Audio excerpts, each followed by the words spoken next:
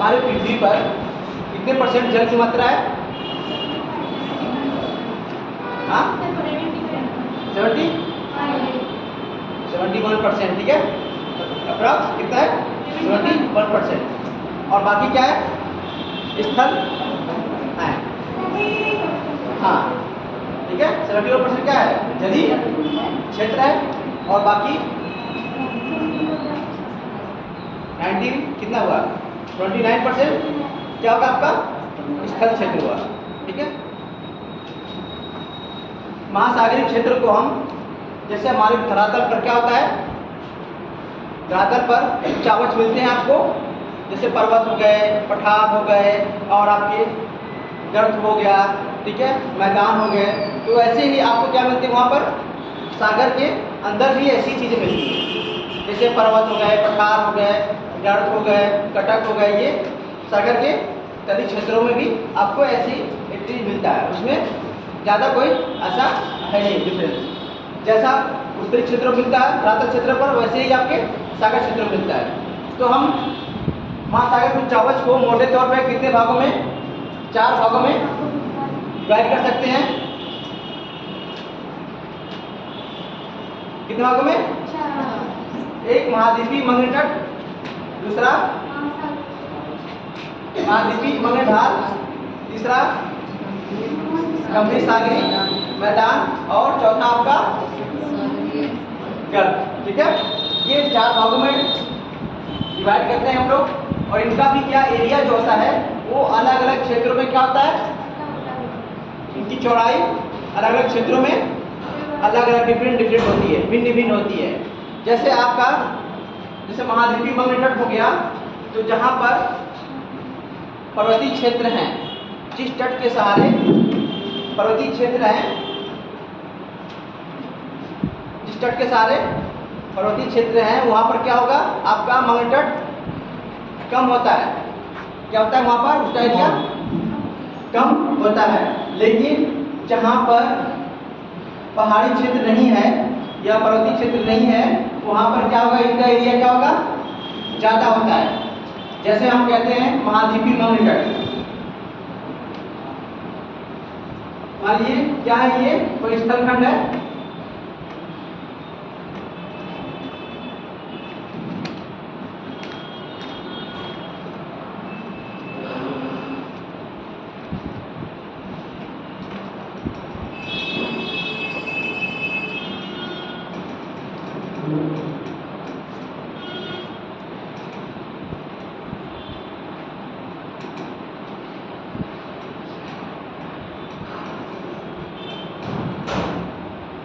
महाद्वीप है।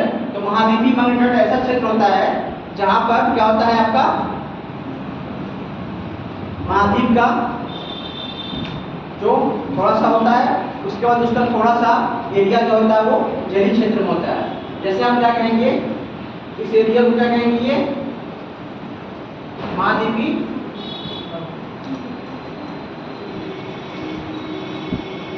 मंगल तट, ठीक है, थोड़ा सा उथला क्षेत्र होता है। महाद्वीपीय मंगल तट क्या होता है?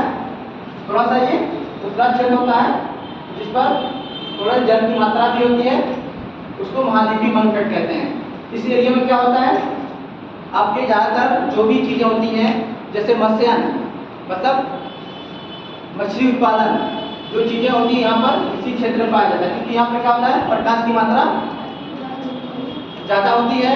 और जितने भी कोयला है या पेट्रोलियम, क्या पेट्रोलियम जो भी होते हैं और गैस जो होते हैं, वो कहाँ पर होते हैं? अक्सर इसी महाद्वीपीय मंगल तट के पास निकलते हैं, ठीक है।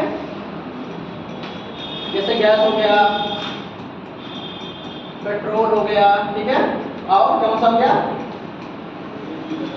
मत्स्य क्षेत्र हो गया। ये सब आपके महाद्वीपीय मंगल तट के पास मिलते हैं। जैसे आपका फेमस है जॉर्जियन बैंक हो गया, ग्रैंड बैंक। कौन सा बैंक? Georgian bank.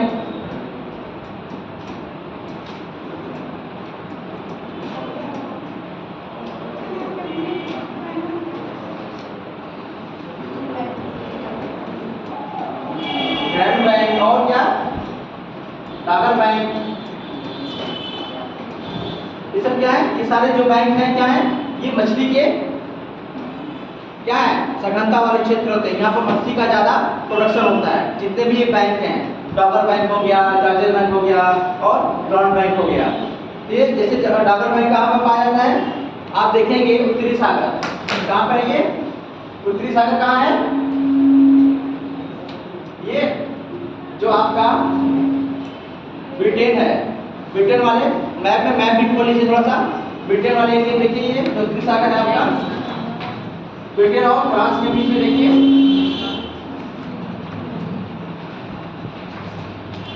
उत्तरी सागर, नॉर्थ सी देखिए।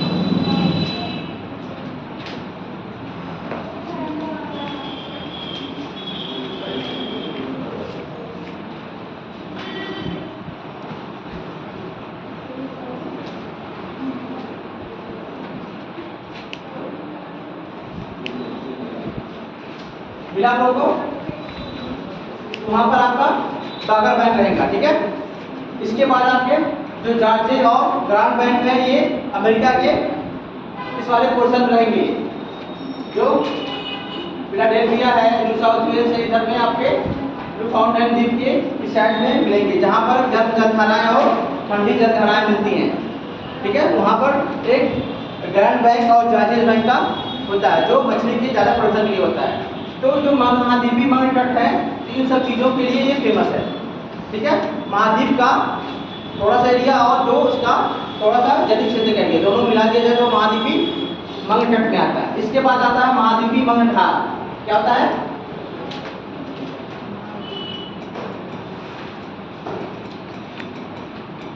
महाद्वीपीय मगरमच्छ ढाल। महाद्वीपीय मगरमच्छ ढाल यह होता है, महाद्वीपीय मगरमच्छ तट और गंभीर सागरीय मैदान के बीच के क्षेत्र को क्या कहते हैं हम लोग, महाद्वीपीय मगरमच्छ ढाल कहते हैं। इसे क्या कहेंगे, महाद्वीपीय मगरमच्छ तट से लेकर गंभीर महासागरीय मैदान के बीच के क्षेत्र को क्या कहेंगे हम, महाद्वीपीय मगरमच्छ ढाल कहेंगे। इसके बाद आपका एक प्लेन एरिया आता है, महाद्वीपीय मगरमच्छ ढाल के बाद एक प्लेन एरिया आता है, जिसे हम कहते हैं गंभीर सागरीय मैदान कहते हैं, ठीक है, जो लगभग समतल होता है। इसके बाद आता है आपका क्या, गर्द आता है, खाइयाँ आती हैं जिन्हें हम सागरीय गर्द कहते हैं। इनका अपना अलग अलग दूरी है, डिस्टेंस है, और इनकी अपनी अलग अलग क्या है, ढाल है, कितने कितने डिग्री पर ये झुका हुआ है, ठीक है। और इनमें जो भी हम इसके अंदर पढ़ेंगे, कितने कटक हैं, कितने ट्रेंच हैं, तो क्या करना है आप लोगों को याद करना है, किस महासागर में कौन सा कटक है या कौन सा पठार है, ये चीज़ें आपको क्या करनी है, याद करनी है। क्योंकि एक बार मतलब पूछ लेता है, जैसे कटक डाल दिया, जैसे मान लीजिए गरियाना ट्रेंच पूछ लिया, क्या पूछा, गरियाना ट्रेंच पूछ लिया आपको कि किस महासागर में है, तो ठीक है, तो ये आपको ये भी हाँ ये बताना पड़ेगा आपको। जैसे टोंगा पूछ लिया आपको, तो टोंगा भी क्या करना है, ये कटक हो गए, गर्द हो गया, पठार हो गया, ठीक है, अल्बाट्रॉस पठार पूछ लिया। तो ये सब सारी चीज़ें क्या करनी है आपको, हम एक जगह उसको लिखवा देंगे, उसको आपको क्या करना है, बार बार पढ़ना है, ताकि वो आपको दिमाग में रहे, ये इस महासागर में पाए जाते हैं। क्वेश्चन ये यहाँ से नहीं आएंगे, ठीक है। एक पूछेगा आपको, ये जितने मैंने बैंक बताया आपको, Dogger Bank, Georgian Bank, Ground Bank, ये सबको पूछेगा आपको, कहाँ इसका मेरे एरिया कहाँ पर है, ये हो गया। इसके बाद आपका पूछेगा निम्न में से किस क्षेत्र में कोयला, पेट्रोलियम गैस, ठीक है, किस क्षेत्र में पाए जाते हैं, तो आपको महाद्वीपीय मगरमच्छ तट में, ठीक है। इसके बाद फिर आपको कहेगा कि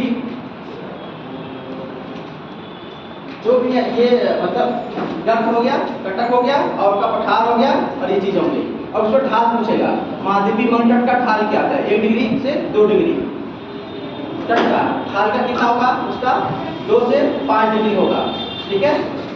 क्या गर्मी लग रही है,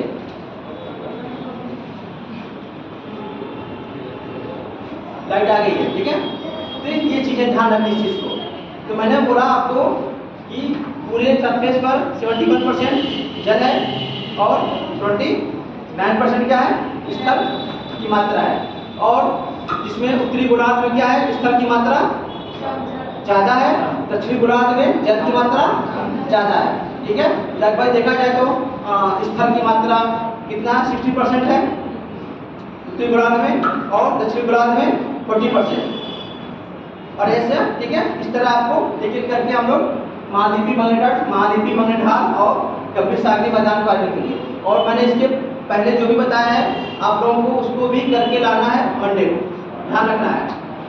सागरीय क्षेत्र वाला और हिमनद वाला वायु और बहते हुए जल, इस सब का आपको स्टालिस्ट बना के आनी है। स्टालिस्टियां जो भी मैंने बताया, ठीक है। चलिए देखिए, महासागरीय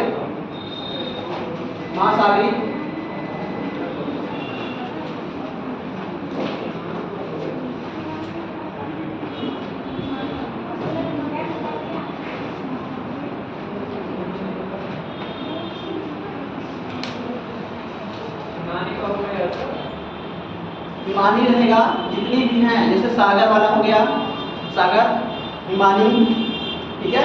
अभी भी लिख लीजिए, सागर हिमानी बहता नदी द्वारा और पवन द्वारा। कितना हुआ? 4 हुआ। चारों को पढ़ कर आना है और उसको 60 नोट्स बना कर लाना है। और जो भी शब्द वाली समझ में नहीं आएगी, कुछ भी जैसे समझ में नहीं आ रहा उसको अंडरलाइन कर लेना है या अलग से नोट्स कर लेना है, मतलब नोट बना लेना है, मतलब लिख लेना है। वो आके क्लास में क्या करना है? पूछना है कि मुझे ये चीज़ें क्या हुआ समझ में नहीं आ रही सर, इसको प्लीज मुझे बता दीजिए, ठीक है। उसका ये हो जाएगा। इस तरह थोड़ा सा टाइम लीजिए तो सिलेबस के अकॉर्डिंग सारी चीज़ें चलेंगी, ठीक है। ठीक है, महासागरीय चावल कि हम लोग बहुत बिजी चल रहे हैं, इसलिए ज़्यादा हम चाह रहे हैं जल्दी जल्दी फास्ट चल रहे हैं, ठीक है। थोड़ा सा आप लोग टाइम दीजिए।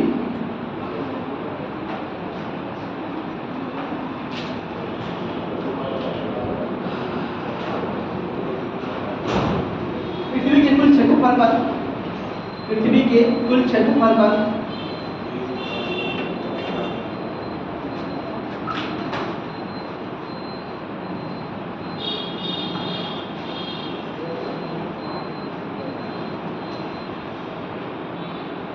लगभग 71%, लगभग 71%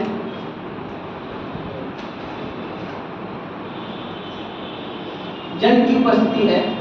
71% जल की उपस्थिति है।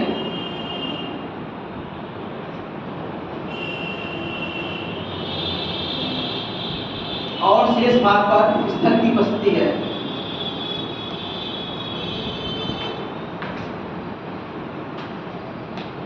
इसलिए पृथ्वी को नीला ग्रह कहते हैं। इसलिए पृथ्वी को स्थल की उपस्थिति है, इसलिए पृथ्वी को नीला ग्रह कहते हैं।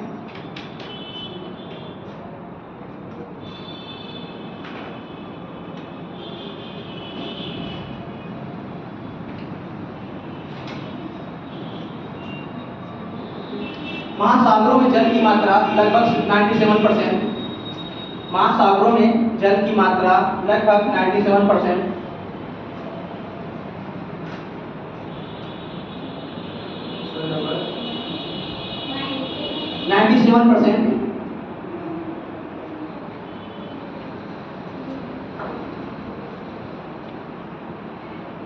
और हिमालयों तथा हिमटोपियों में, हिमालयों और हिमटोपियों में देखिए ये पूछा जाता है, ध्यान रखिएगा। इस सीक्वेंस से बता रहे हैं हम, सागर में कितना, हिमालय में कितना जल कहाँ से हमें मिलता है, ठीक है। क्वेश्चन कहाँ से आएंगे? यहाँ से आएंगे। जैसे पूछेगा सागर में तो पता है सब कुछ जल मिलता है, उसके बाद नीचे वाले में फंसाता है आपको, नीचे वाले दे दिया 4-5, उसके बाद इसमें क्या आएगा कि इसमें जल की हमें जल ज़्यादा मिलता है, किससे कितना परसेंट ज़्यादा है पृथ्वी पर। तो यहाँ से तो ध्यान रखना, इसको इसलिए हम लिखवा रहे हैं क्योंकि आपको कभी भी एग्जाम में आए बाइयो तो आप लोग कभी कंफ्यूज ना हो, ठीक है। हम उन्हीं चीज़ों को टच करते हैं जो एग्जाम में पूछा जाता है और जो पूछा गया है, तो इसलिए हम उसको लिखवा देते हैं आपको और बता देते हैं ये चीज़ें पढ़नी है आपको, ठीक है। लिखिए, हिमालयों एवं हिमटोपियों में, हिमालयों एवं हिमटोपियों में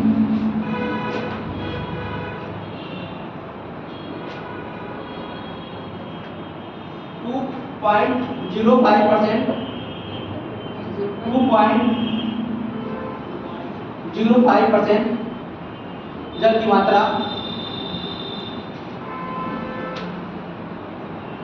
इसके बाद भूमिगत जल के रूप में, इसके बाद भूमिगत जल,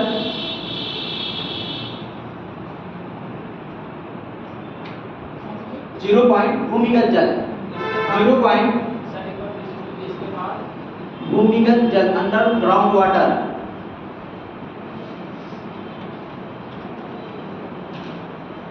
0.68%, 0.68%, 0.68%, झीलों में लेक 0.01%, लेक झील 0.01%, मृदा में नमी के रूप में, मृदा में नमी के रूप में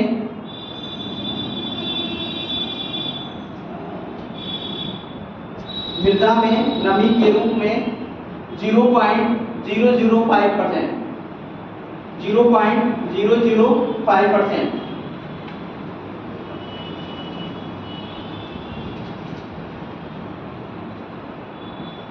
वायुमंडल में नमी के रूप में, वायुमंडल में नमी के रूप में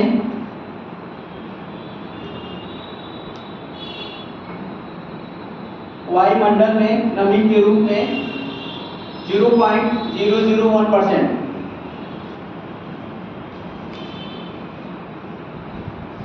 जैसे मान लीजिए महासागर तो सबको पता होता है, महासागर में जल सबसे अधिक मात्रा में पाया जाता है, बाकी नीचे के 4 जगह झील में जल बहुत कम पाया जाता है। सीक्वेंस में मैंने लिखा दिया आपको, सीक्वेंस में इसलिए मैंने लिखाया है और परसेंट भी डाल दिया है। कुछ लोग फंस जाते हैं कि भूमिगत जल में क्या होता है, जल की मात्रा अधिक होगी हिम टोपियों के कंपेयर देखा जाए तो, लेकिन क्या होता है भूमिगत जल से ज्यादा किसमें होता है, हिम टोपियों, महासागर में तो होता ही होता है, सबको पता है, वो तो एक मतलब 5 क्लास का बच्चा भी कहेगा महासागर में जल की मात्रा अधिक होती है।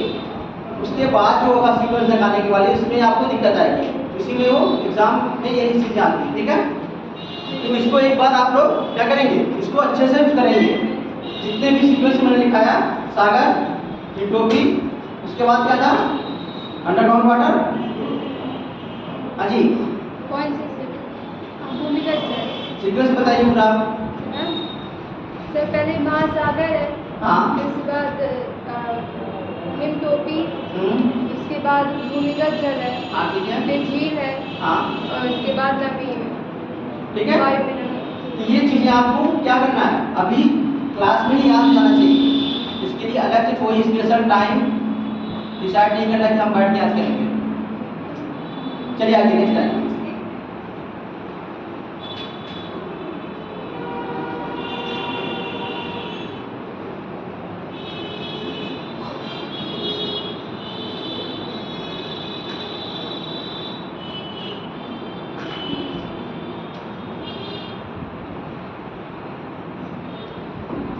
महासागरों के धरातल, लाइन छोड़ दीजिएगा, महासागरों के धरातल, महासागरों के धरातल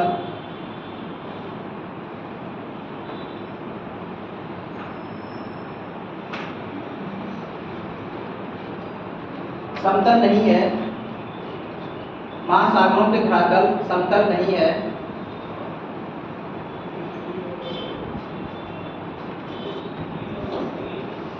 एवं उसमें काफी भिन्नता पाई जाती है, एवं उसमें काफी भिन्नता पाई जाती है।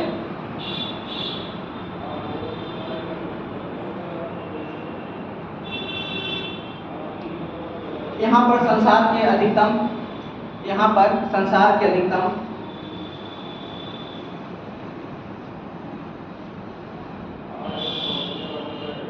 लंबाई वाले पर्वत, अधिकतम लंबाई वाले पर्वत, अधिकतम लंबाई वाले पर्वत, अधिकतम गहराई वाली खाइयां, अधिकतम गहराई वाली खाइयां,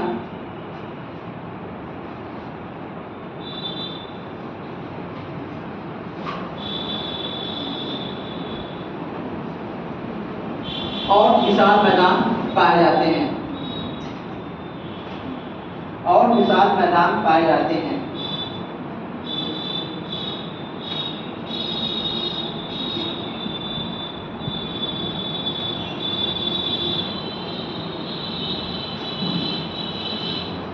अच्छा, आप लोगों ने सोनार का नाम सुना है?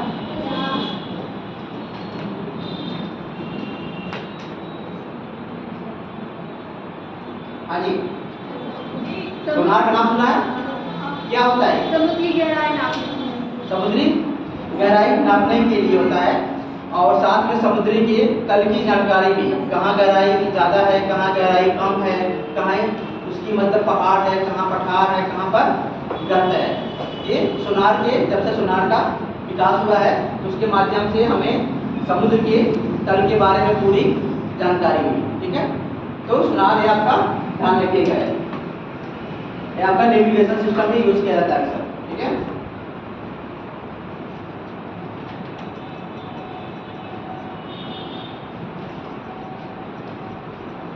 महासागरों के धरातल के उबड़ खाबड़, महासागरों के धरातल के उबड़ खाबड़,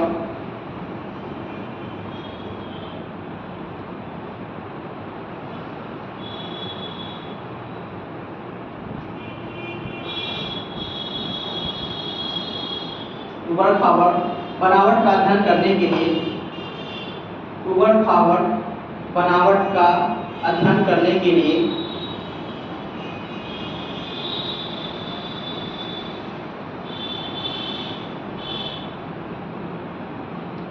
महासागरीय धरातल को निम्न भागों में बांटा गया है। महासागरीय धरातल को निम्न भागों में बांटा गया है।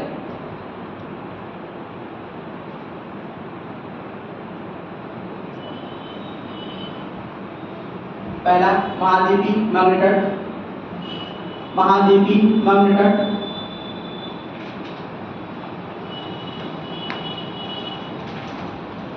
दूसरा महाद्वीपीय मैग्नेट ढाल।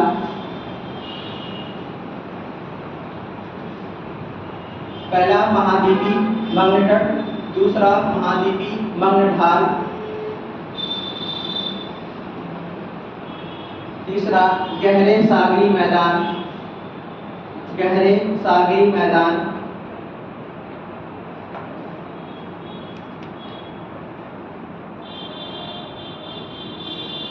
चौथा महासागरीय गर्त, महासागरीय गर्त।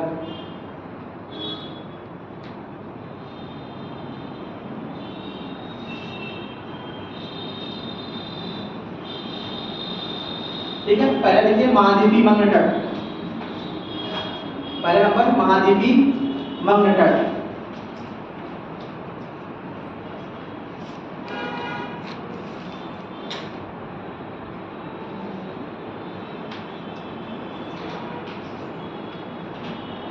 महाद्वीपीय मैग्नेट तट का शाब्दिक अर्थ है, महाद्वीपीय मैग्नेट तट का शाब्दिक अर्थ है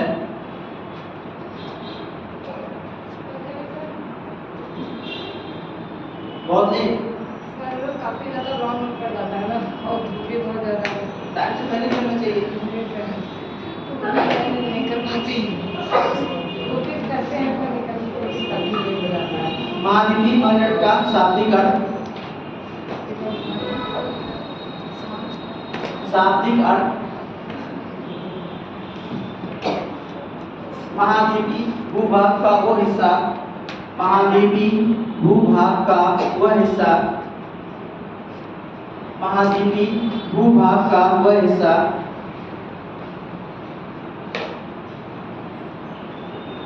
जो सागरीय जल में डूबा हो, जो सागरीय जल में डूबा हो,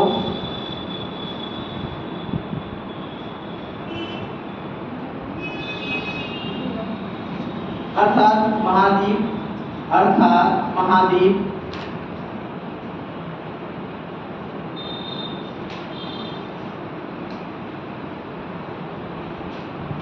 महाद्वीप भूभाग का वह हिस्सा जहाँ से, महाद्वीप भूभाग का वह हिस्सा जहाँ से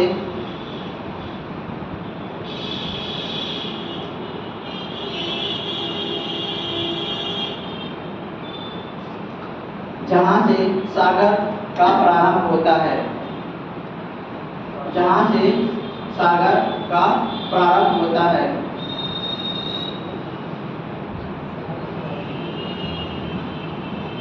क्या सागर से प्रारंभ होता है या माना जाता है, ठीक है। यहाँ से क्या होता है, वो महाद्वीपीय मैग्नेट तट के रूप में माना जाता है, ठीक है। और सागर की ओर, और लिखिए, और सागर की ओर, और सागर की ओर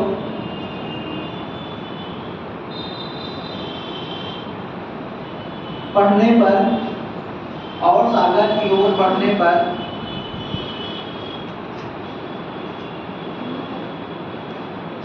मंद ढाल सा प्रतीत होता है, मंद ढाल सा प्रतीत होता है।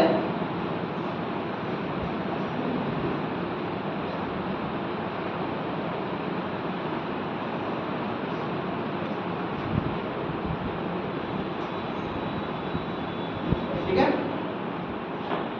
संक्षेप शब्दों में कहा जाए, देखिए इसमें संक्षेप शब्दों में कहा जाए, हम आप लोग इजी सी शब्द लिखा रहे हैं ताकि आप लोगों को समझने में कोई दिक्कत नहीं। लेकिन जब आप लोग लिखिएगा क्या करिएगा, उसको कंक्लूज कर लीजिए, मतलब छोटा शब्दों में लिख के उसको आगे बढ़ जाइएगा। ये मैं समझाने के लिए आपको इतना लंबा लिखा रहा हूँ एक एक चीज को, ताकि आपको समझ में आए एक एक चीज, ठीक है, कि क्या कौन सा एरिया है इसका। संक्षेप में कहा जाए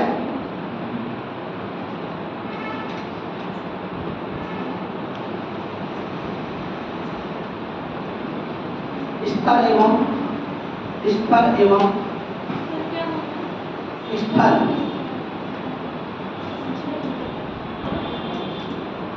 स्थल एवं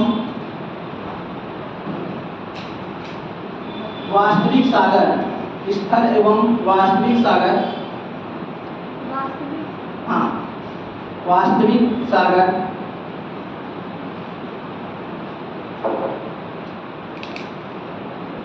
वास्तविक सागर के बीच के संक्रमण क्षेत्र को, स्थल एवं वास्तविक सागर के बीच के संक्रमण क्षेत्र को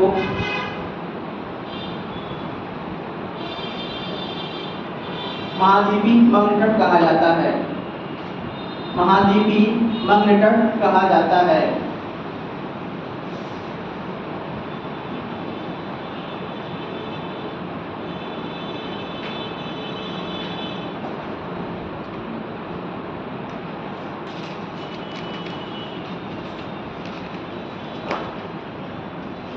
इसकी औसत गहराई, इसकी औसत गहराई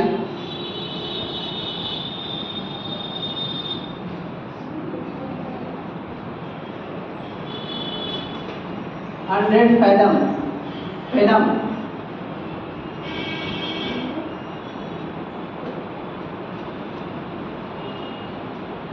फैथम समुद्री गहराई कितना दिया है, ठीक है, ध्यान रखिएगा आप लोग। अगर इसको मीटर में कन्वर्ट करें तो कितना होगा, 100 से 150 मीटर होगा, ठीक है। आगे लिखिए, मीटर लिखिए कोष्ठक में, लगभग 150 से 200 मीटर। आगे कोष्ठक में 150 से 200 मीटर। और इनका ढाल 1 डिग्री से 2 डिग्री रहता है, और इनका ढाल 1 डिग्री से 2 डिग्री रहता है।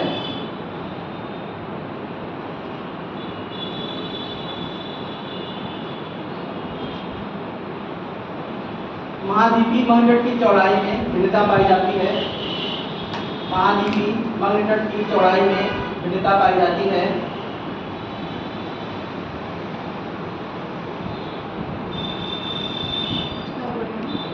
महाद्वीपीय मैग्नेट की चौड़ाई में भिन्नता पाई जाती है।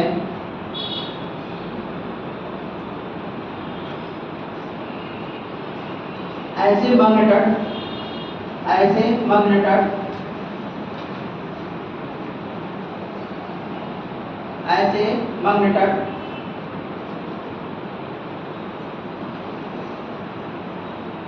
जिनके तटीय क्षेत्रों पर ऐसे मंग तट, जिनके तटीय क्षेत्रों पर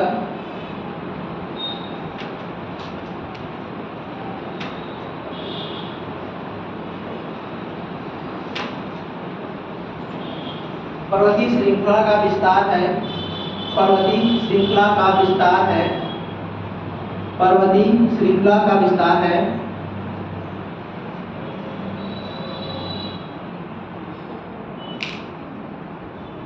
उन क्षेत्रों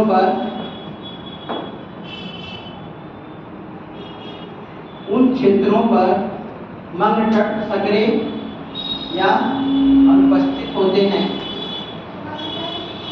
उन क्षेत्रों पर मंग तट की चौड़ाई कम या नगण्य रहती है। सक्रिय मतलब पतला होता है, हमने बोल दिया नहीं समझ में तब कम लिख दीजिए, ठीक है। तो समझ में आना चाहिए कि क्या है सकरा है, मतलब हमने कहा सकरी गली है, एक पतली गली है, तो क्या है उसका पर्यायवाची। तो ये सब शब्दों का ध्यान रखिए, ठीक है।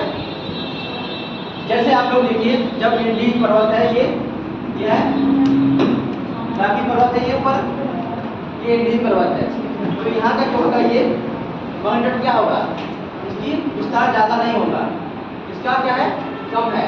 जैसे हमारा ये पश्चिमी घाट हो गया, पश्चिमी घाट और पूर्वी घाट में दोनों का अगर मंग तट की कंपेयर किया जाए, ठीक है, दोनों की तुलना की जाए, तो इसमें क्या होगा, पश्चिमी घाट में क्या है सक्रिय होगी, क्योंकि यहाँ पर क्या होगा एक लंबी श्रृंखला पाई जाएगी पश्चिमी घाट की, लेकिन इसके पूर्वी घाट में क्या होगा, उसका मैदानी क्षेत्र है, उसका विस्तार होगा, ठीक है। यानी इसके कंपेयर में करें, ये चीजें समझ में आएंगे आप लोग को। हाँ जी, महाद्वीपीय मंग तट समझ में आया क्या होता है। अभी मैंने बताया कि वास्तविक सागर और स्थल के बीच का जो संक्रमण क्षेत्र होता है उसे क्या कहते हैं, महाद्वीपीय मंग तट कहते हैं। और ये अलग अलग क्षेत्रों में इनकी चौड़ाई क्या होती है, अलग अलग होती है। ये इनकी मतलब जहाँ पर्वतीय क्षेत्र होता है उस तट के सहारे महाद्वीपीय मंग तट की चौड़ाई कम होती है, और जहाँ पर पर्वतीय क्षेत्र नहीं पाए जाते हैं वहाँ पर इनकी चौड़ाई क्या होती है, अधिक होती है। और ये आर्थिक रूप से बहुत क्या होते हैं, हाँ मतलब उपजाऊ नहीं है, ठीक है। आर्थिक रूप से बहुत फायदा होता है, बहुत हमारे लिए आवश्यक होता है, क्योंकि यहाँ पर क्या होता है, मत्स्यान होता है, मछली का बिजनेस होता है, ऊपर से आपका यहाँ पर गैस और पेट्रोलियम का क्या होता है प्रोडक्शन होता है, निकाला जाता है। तो ये चीजें यहाँ पर, ठीक है। तो इतना लिख सकते हैं, नहीं लिख सकते हैं आप लोग, हाँ जी, ठीक है। देखिए इसके फायदे, आर्थिक स्थिति इसकी,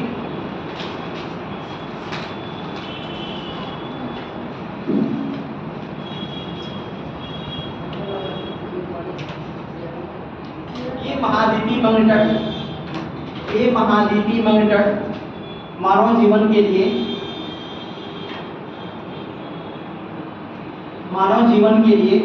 बड़े ही उपयोगी होते हैं, मानव जीवन के लिए बड़े ही उपयोगी होते हैं।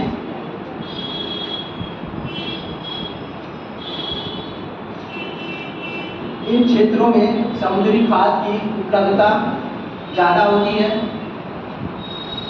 इन क्षेत्रों में समुद्री खाद की उपलब्धता ज़्यादा होती है।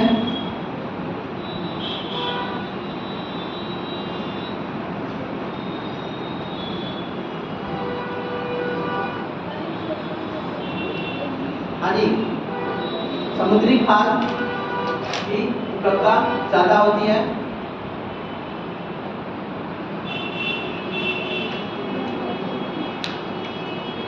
प्रमुख मत्स्यान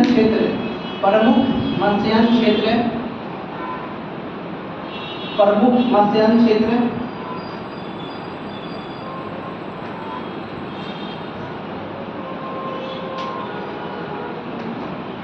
जैसे टागर बैंक, जॉर्जेस बैंक, टागर बैंक, पहला कौन सा बोले हैं, टागर सागर बैंक, ये कहाँ पाया जाता है? उत्तरी सागर में। ध्यान रखना, सागर बैंक कहाँ है? उत्तरी सागर कहाँ है? ब्रिटेन और फ्रांस के बीच में है। वहीं पर भी आपका इंग्लिश चैनल भी है, इंग्लिश चैनल भी है। हमने आप लोगों से बोला है कि देखिए आपके पास आज का और कल का टाइम है, आज का कल का टाइम है, सब लोग एड्रेस दे दीजिए ताकि हम एड्रेस यहाँ पे लेके बोलें और सब लोग उसको देखें। ठीक है, आज तो फिर कल हमने जब ऐसा किया तो किसी के पास था ही नहीं, लगभग कुछ लोगों के पास नहीं था, वो लोग चुपचाप बैठे थे। तो ये चीज़ें नहीं होनी चाहिए, सबके पास एड्रेस होना चाहिए और सब लोग हाईलाइटर यूज करके उसको हाईलाइट करें जो भी चीज़ें बताई जा रही है। ठीक है, असल में चलिए ठीक है, सागर बैंक और जॉर्ज बैंक, सागर बैंक, जॉर्ज बैंक,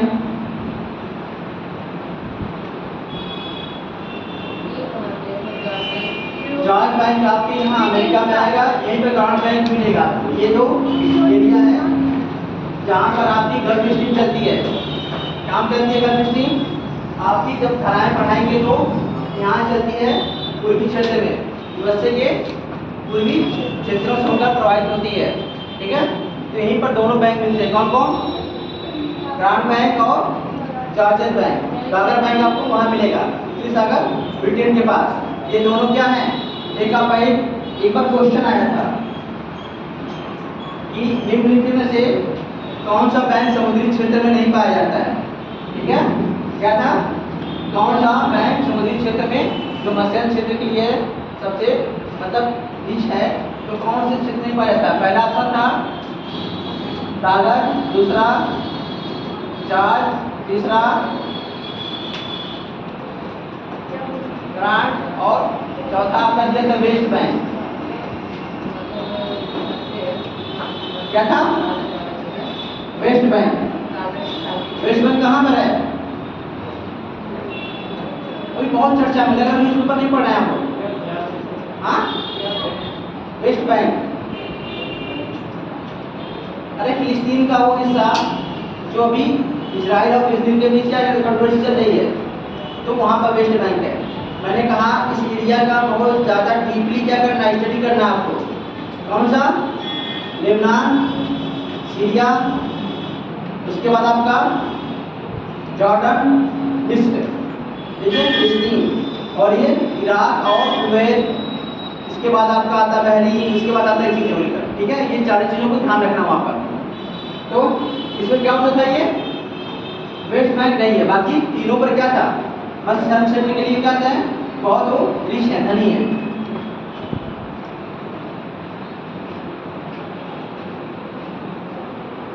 ठीक है, जॉर्ज बैंक महाद्वीपीय मगरी तट पर पाए जाते हैं। जॉर्ज बैंक महाद्वीपीय मगरी तट पर पाए जाते हैं।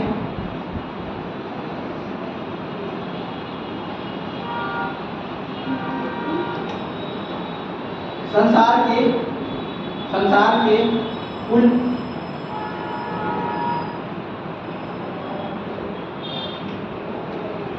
के कुल खनिज तेल एवं प्राकृतिक गैस का, संसार के कुल खनिज तेल एवं प्राकृतिक गैस का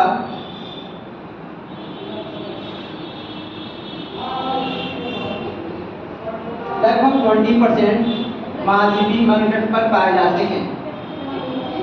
लगभग 20% महाद्वीपीय मगरी तट पर पाए जाते हैं। महाद्वीपीय मगरी तट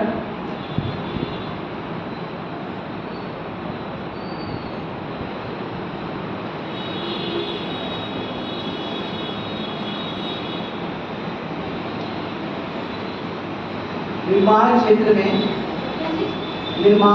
में कंस्ट्रक्शन निर्माण क्षेत्र में बालू एवं बजरी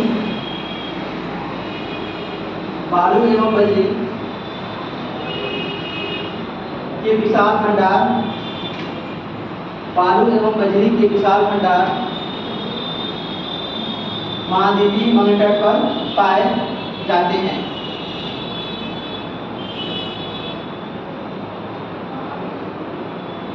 मगरी तट पर पाए जाते हैं।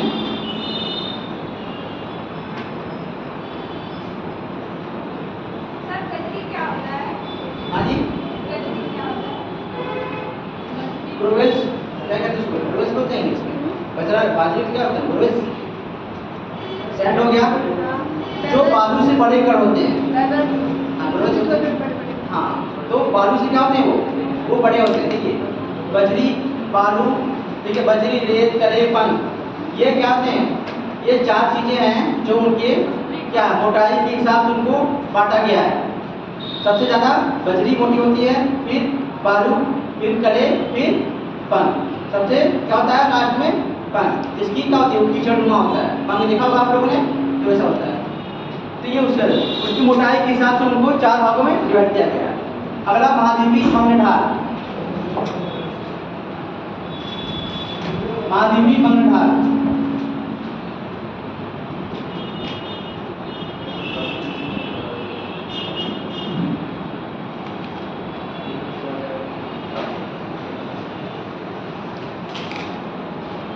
महाद्वीपीय मंगलतट जहाँ पर समाप्त हो रहे होते हैं।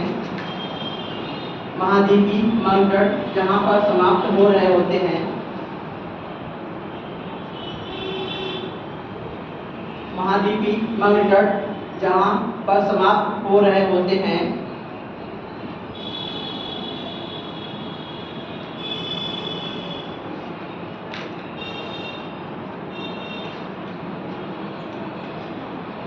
वहाँ पर तीव्र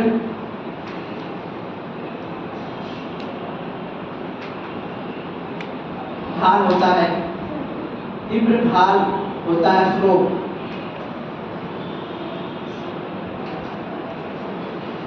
जो सागरी मैदान से जुड़ा हुआ रहता है, जो सागरी मैदान से जुड़ा हुआ रहता है।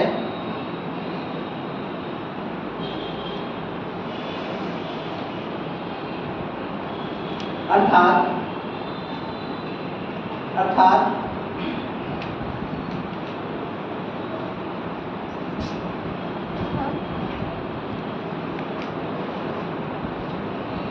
महाद्वीपीय मंगलतट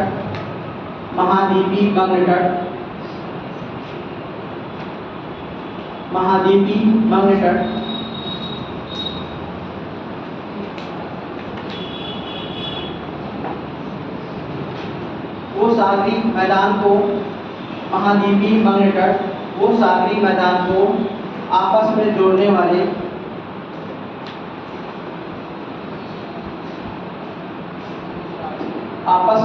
वाले तीव्र ढाल वाले क्षेत्र को, तीव्र ढाल वाले क्षेत्र को महाद्वीपीय मंगलढाल कहते हैं। महाद्वीपीय मंगलढाल कहते हैं। जोड़ने वाले क्षेत्र को महाद्वीपीय मंगलढाल कहते हैं।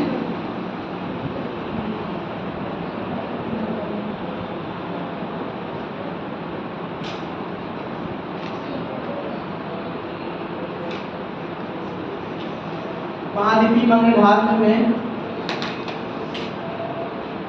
विविधता पाई जाती है। महाद्वीपीय मंगलढाल में भी विविधता पाई जाती है।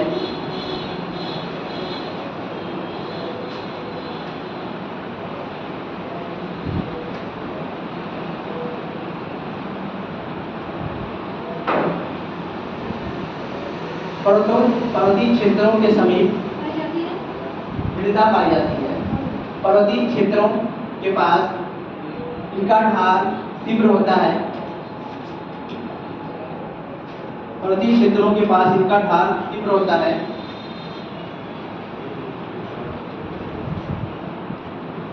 जबकि मैदानी एवं डेल्टा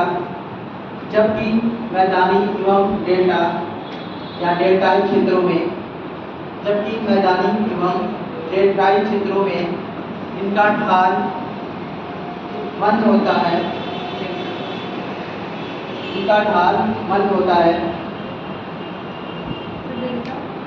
डेल्टाई क्षेत्रों में इनका ढाल मंद होता है।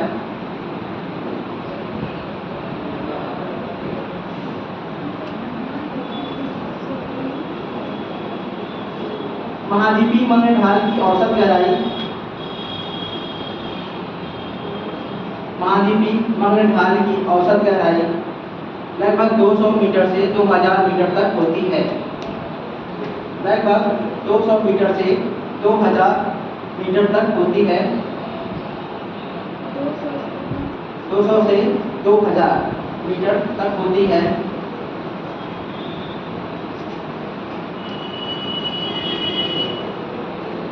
और इनका ढाल 2 से 5 डिग्री के बीच रहता है। 2 से 5 डिग्री के बीच रहता है।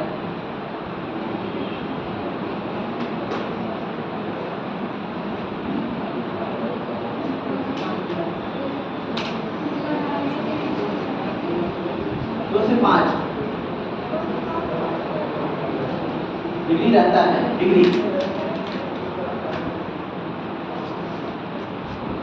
महाद्वीपीय मग्न ढालों पर महाद्वीपीय मग्न ढालों पर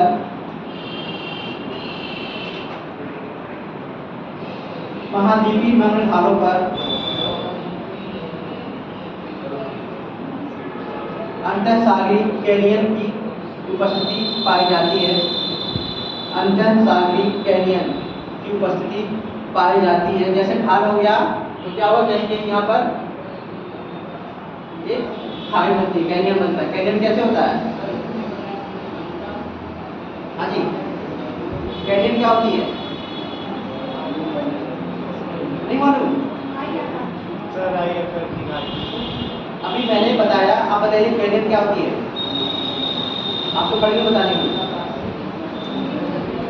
क्या उल्टी आ रही है? पानी पीजिए जाकर। कैनियन क्या मैंने बताया मैंने आपको? हाँ जी, क्या होता है कैनियन?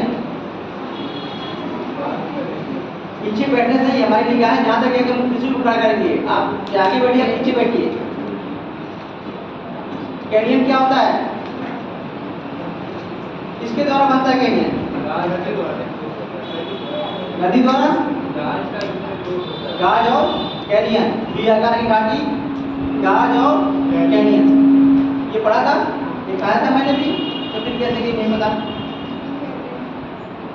इसलिए बार बार चीजों को पढ़ना जरूरी है। क्या होती है? ये भी सकरी खाई होती है। इसका गाज से इसका क्या होता है? थोड़ा सा बड़ा होता है, ठीक है। तो ये भी यहाँ भी क्या बनता है? फिर यहाँ पर एक कैनियन बनती है, यहाँ पर भी सागरी महासागरी मग्न ढाल पर, ठीक है। अंतःसागरीय गर्त कहते हैं इसको, क्या कहते हैं? अंतःसागरीय गर्त भी कहते हैं।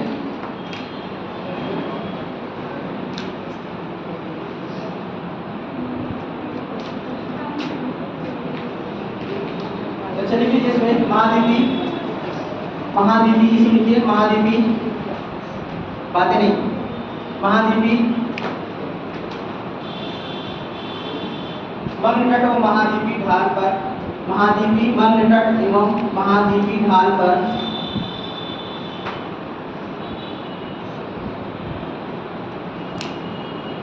महाद्वीपीय मग्न तट एवं महाद्वीपीय ढाल पर पतली गहरी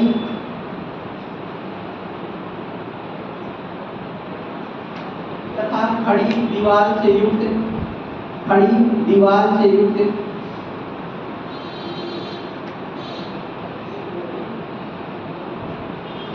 जलमग्न घाटियों को, खड़ी दीवार से युक्त जलमग्न घाटियों को, जलमग्न घाटियों को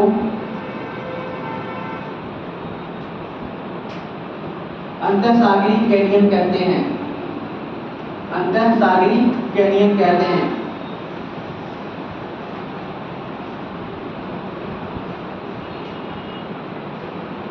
इनका भी कोई आकार होता है? इनका कोई आकार होता है? आकार की मतलब एक पतली सी क्या होती है?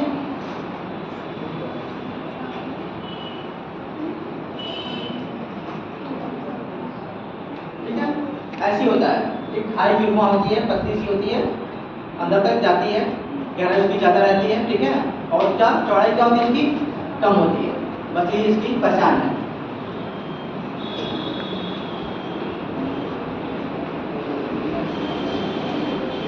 अब देखिए गहरे सागरी मैदान, गहरे सागरी मैदान। सर इन्हें कनीर क्यों कहते हैं?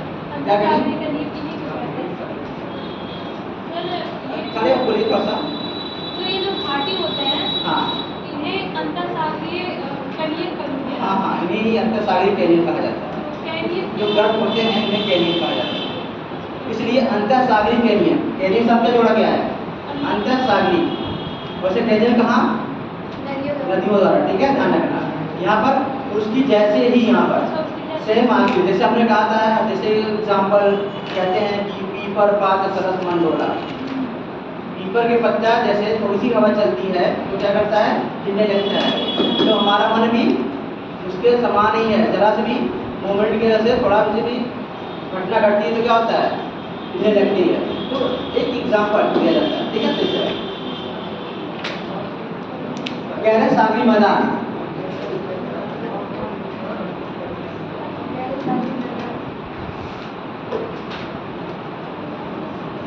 इसमें लिखिए महाद्वीपीय ढाल के समाप्त,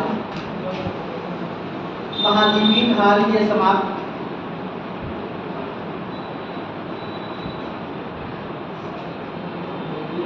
महाद्वीपीय ढाल के समाप्त होने पर ढाल एकदम कम हो जाता है, ढाल स्लोप कम हो जाता है।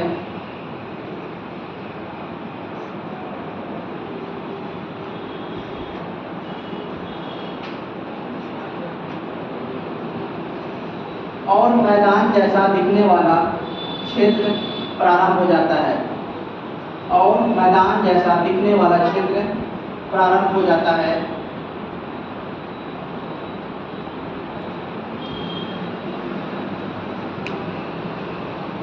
ये क्षेत्र ही गहरे सागरी मैदान या नीतल कहलाते हैं। गहरे सागरी मैदान या नीतल कहलाते हैं। गहरे सागरी मैदान या नीतल कहलाते हैं।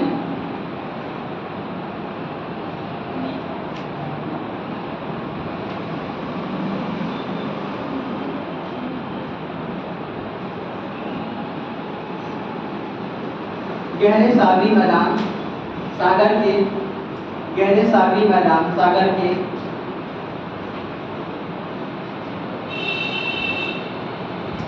सबसे विस्तृत क्षेत्र होते हैं। गहरे सागरी मैदान सागर के सबसे विस्तृत क्षेत्र होते हैं।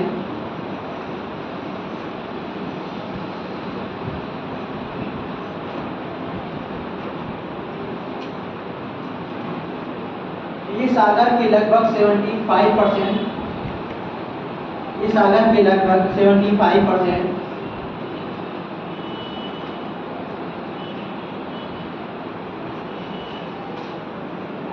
क्षेत्रफल पर विस्तृत है। क्षेत्रफल पर इनका फैलाव है या विस्तृत है। लेकिन जो शब्द समझ में जिससे विस्तृत नहीं समझ में आ रहा आपको, तो क्या करना आपको? वहाँ फैलाव लिख देना है। क्या लिखना है? फैलाव लिख देना। अगर विस्तृत नहीं समझ में आ रहा, अगर संकीर्ण नहीं समझ में आ रहा, सकरा नहीं समझ में आ रहा, तो एक सिंपल लैंग्वेज होता है उसका, वो रख दीजिए आप, ठीक है। ठीक है। और जो भी चीजें जब भी किताब पढ़िए आप लोग, जो शब्दावली होती है अगर वो समझ में नहीं आ रही है तो उसको लिख कर लाइए, फिर हमसे पूछिए, ठीक है। तो शब्दावली हम बताएंगे इसमें क्या है इसका। लेकिन पढ़ने की कोशिश करिए, पढ़ेंगे तभी कुछ होगा। अब घर पे बैठे रहेंगे तो नहीं कुछ होगा। सिर्फ क्या करेंगे? सोचते रहेंगे हम इस बार एग्जाम क्लियर कर रहे हैं, एग्जाम क्लियर कर रहे हैं, तो ऐसे एग्जाम क्लियर हो पाएगा नहीं ना। उसके लिए पढ़ना पड़ता है, सुबह जल्दी उठना पड़ता है, 12 बजे तक पढ़ना पड़ता है, सुबह 6 बजे उठ जाइए, ठीक है।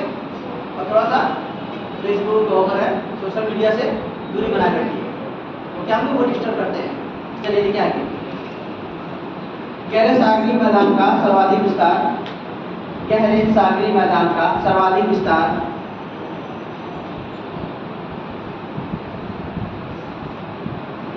गहरे सागरी मैदान का सर्वाधिक विस्तार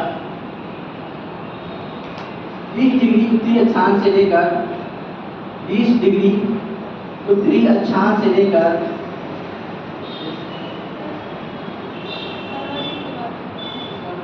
20 डिग्री उत्तरी अक्षांश से लेकर 60 डिग्री दक्षिणी अक्षांश तक पाया जाता है।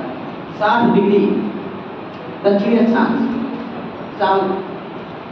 60 डिग्री दक्षिणी स्थान तक उनका विस्तार पाया जाता है।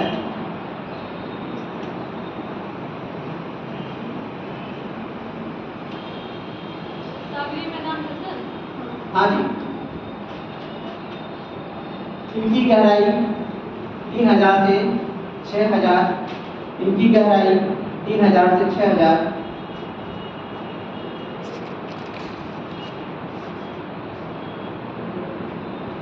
तीन हजार से 6000 मीटर होती है।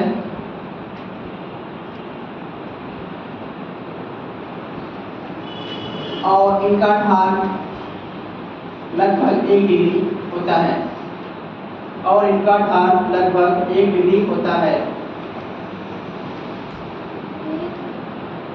1 डिग्री, डिग्री कैसे लिखते हैं आप? ठीक है, जी ये तो लिखना आता है। जी सर। मैंने बताया था मिनट कैसे लिखते हैं, फैसला सेकंड कैसे लिखते हैं। सेकंड। ठीक है, चलिए इतना पता है आपको, अच्छी बात है। इसका आगे लिखिए, इन सागरी मैदानों में, इन सागरी मैदानों में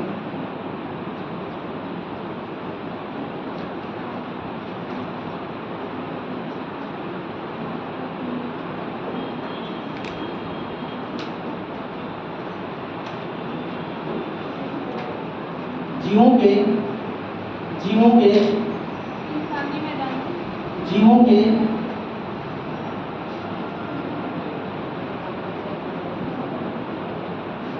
अस्थि पंजरों का जमाव पाया जाता है। अस्थि मतलब जो भी जीव सड़े जड़ जाता है हुआ का यहाँ पर सागरी मैदान में उसके क्या होते हैं, जमाव या पाए जाते हैं। अस्थि पंजरों का जमाव पाया जाता है।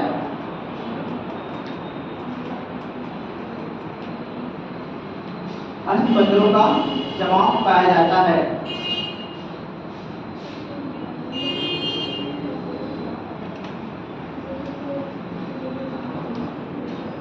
सागरी मैदानों का सर्वाधिक विस्तार प्रशांत महासागर में है। सागरी मैदानों का सर्वाधिक विस्तार प्रशांत महासागर में है। कितने महासागर हैं? 4 है, 5 हैं? 5 हैं। ठीक है, 5 हैं, लेकिन ज़्यादातर किसका वर्णन किया जाता है? 4 का ज़्यादातर किया जाता है। किसका किसका? प्रशांत और आपका अटलांटिक और इसका महासागर, प्रशांत महासागर, आर्कटिक।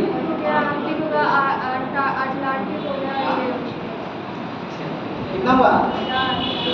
तब ठीक है, ये हो गया। तो सर्वाधिक विस्तार मैदान कहाँ पाया जाता है? प्रशांत महासागर में, क्योंकि ये क्या है, ये बड़ा है। ठीक है, चलिए आगे।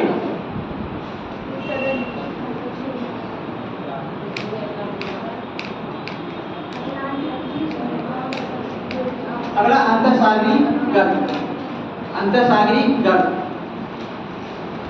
या महासागरी गर्त।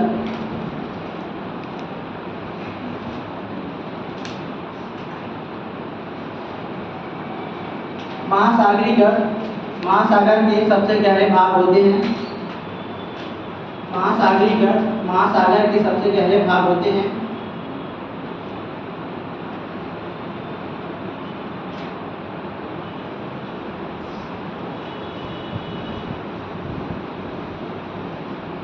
ये गर्त महासागरों के तल पर, ये गर्त महासागरों के तल पर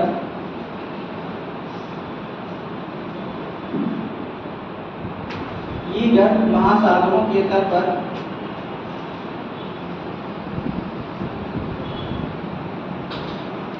तीव्र ढाल वाले लंबे, पतले तथा गहरे क्षेत्र होते हैं। लंबे, पतले तथा गहरे क्षेत्र होते हैं।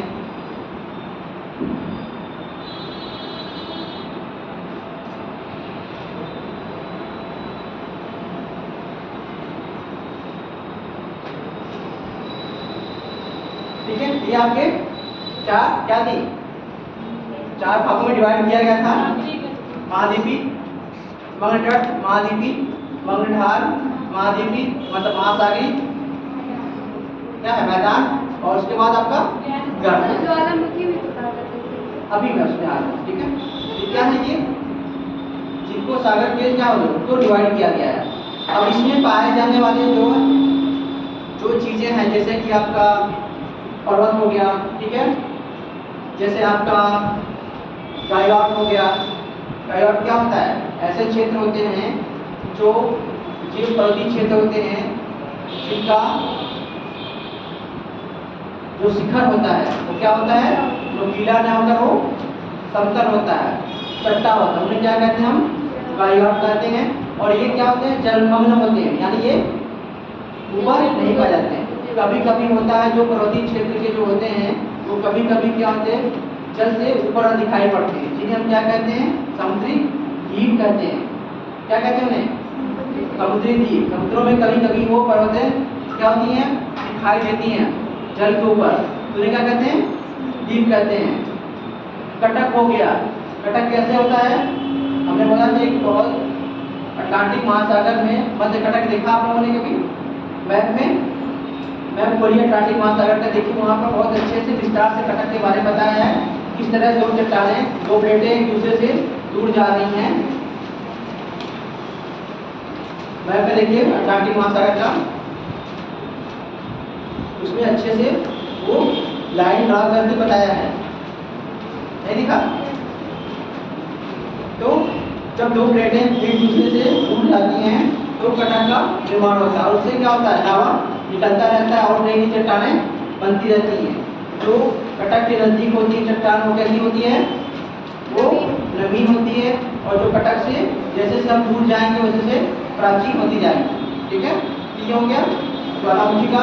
बीच में जब दो महासागरीय प्लेटें टकराती हैं तो क्या होता है, ज्वालामुखी का उद्भव होता है, द्वीपीय उद्भव, द्वीप का निर्माण होता है, और उसके बाद आपका होता है ट्रेंच, जो गर्तें पाई जाती है, ठीक है। गर्त क्या होती है, एक गहरी खाई होती है जो सबसे ज़्यादा प्रशांत महासागर में है, उसके बाद अटलांटिक, फिर इंडियन ओशियन, ये है इसका। इसके बाद आपका होता है सावर। सावर क्या होता है, सावर भी एक संरचना पाई जाती है समुद्र के अंदर। तो वो क्या हुआ कि जैसे उथले जलीय क्षेत्र को क्या कहते हैं, जहाँ पर छिछला हो, नदी उथला हो, जल ज़्यादा मतलब वहाँ गहराई ना हो, उसे क्या कहते हैं, सावर कहते हैं, ठीक है। ये हो गया। तो ऐसे 7-8 हैं संरचना, तो एक एक करके हम लोग उसको कर लेते हैं, ठीक है।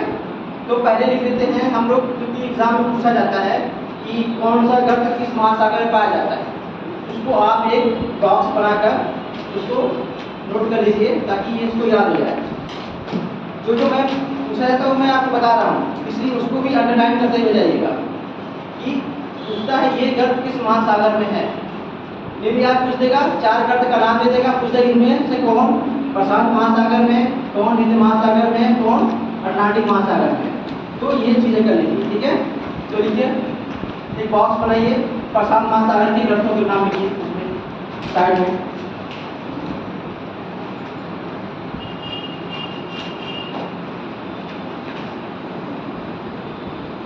प्रशांत महासागर में लिखिए मेरियाना ट्रेंच, प्रशांत महासागर में मेरियाना ट्रेंच।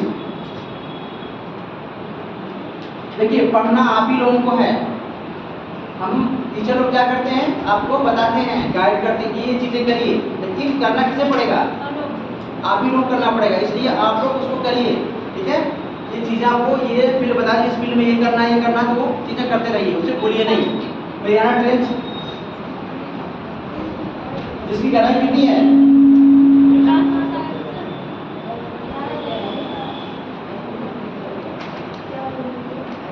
हाँ जी, मेरियाना ट्रेंच की गहराई कितनी है, 11,033। हाँ 11,033 क्या किलोमीटर, मीटर में है, ठीक है। मीटर 11,034 है सर। हाँ इसमें डाटा नहीं दिखाते हैं, कहीं 34 है कहीं 33 है, ठीक है, वो चलता रहता है, ऐसे हर किताबों में इसमें होता रहता है। तो देखो क्या लेकिन ये विश्व की सबसे क्या है, विश्व की सबसे गहरी है। गहरी है, एसिडिटी है, विश्व की सबसे गहरी खाई।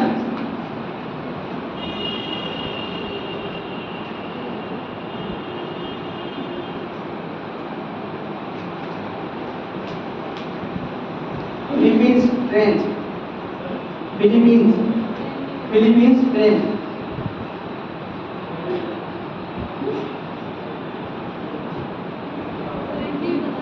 फिलीपींस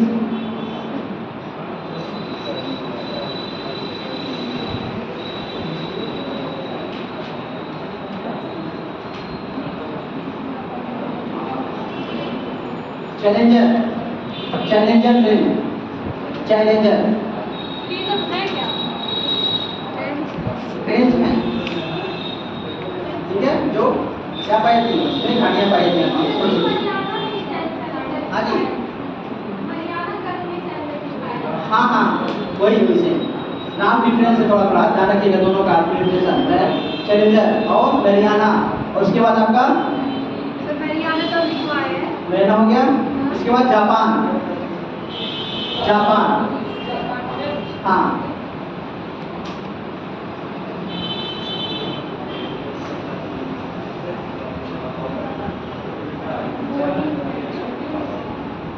टोंगा, टोंगा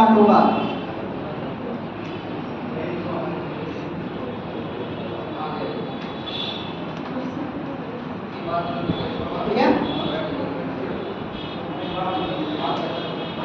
अब देखिए प्रशांत महासागर के जलमग्न कटक, प्रशांत महासागर के जलमग्न कटक, ये इंपॉर्टेंट है, पूछता रहता है, इसलिए इसको ध्यान देना है।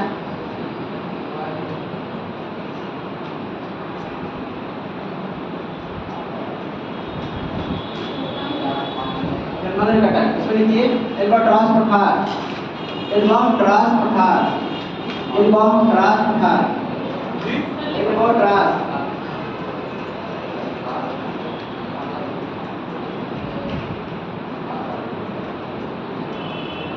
एल्बाट्रॉस पठार, ये प्रशांत महासागर में है।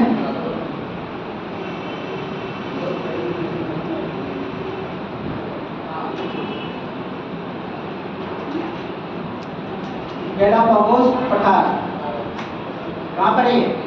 प्रशांत में। ये देखिए ये पाए जाते हैं यहाँ पर गैलापागोस, ये देखिए, और ये किस पर है? 0 डिग्री भूमध्य रेखा के पास ही है, ध्यान रखिएगा आप लोग। गैलापागोस पठार, गैलापागोस, ये दूसरा है पहला। हाँ दूसरा कटक, गैलापागोस, ये देखिए यहाँ पर है आपका, यही कटक है उसका, भूमध्य रेखा पर स्थित है ये Galapagos.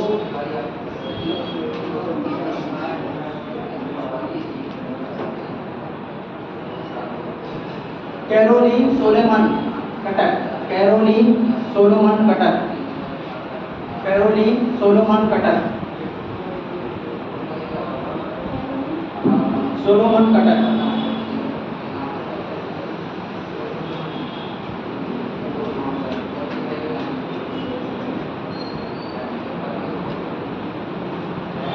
Nazca Cuttack, Nazca Cuttack, Nazca, कहीं नस्का भी कहते हैं उसको, ठीक है। इसके बाद न्यूजीलैंड, न्यूजीलैंड कटक, ये भी ध्यान रखना कौन सा द्वीप कहाँ कहाँ किस महासागर में है। न्यूजीलैंड किस महासागर में है? प्रशांत महासागर में है। और मेडागास्कर प्रशांत में, इंडियन ओशन में। ठीक है, इंडियन ओशियन में है। असल में सेशेल्स कहाँ पर है? सेशेल्स, सेशेल्स कहाँ है? सेशेल्स द्वीप किस महासागर में है? अभी हाल ही में उसका मुद्दा चल रहा है।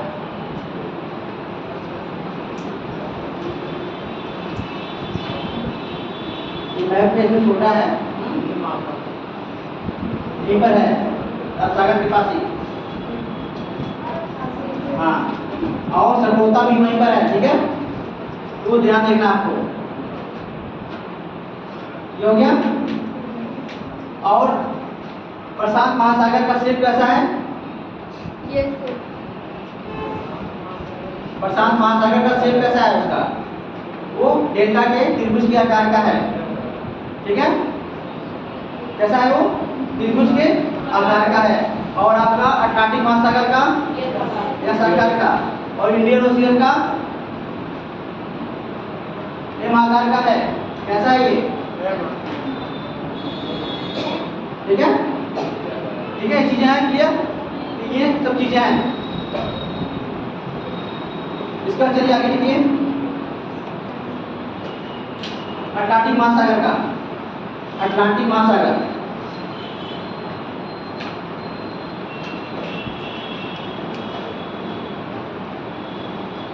ट्रेंच या गढ़, ट्रेंच या गढ़, अटलांटिक महासागर का या गढ़।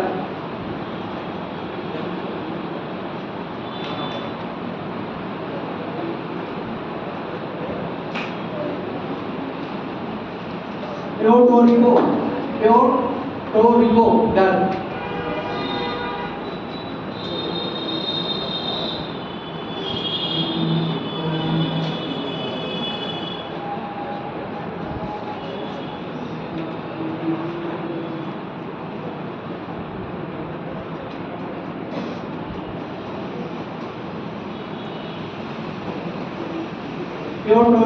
गढ़।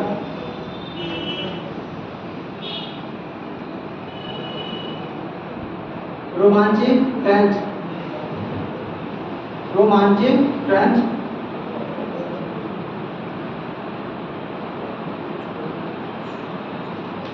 Sandwich, Sandwich Trench, Sandwich trench,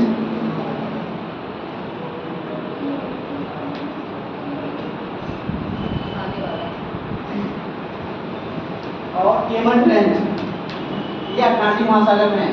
केमन, केमन ट्रेंच,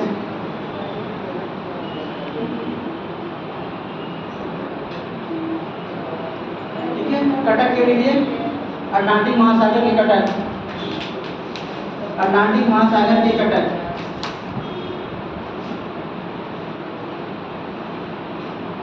डॉल्फिन कटक, डॉल्फिन कटक, dolphin,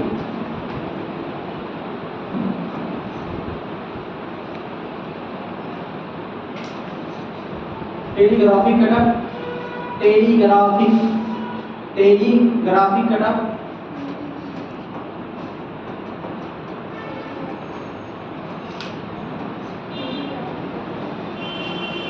telegraphic Cuttack,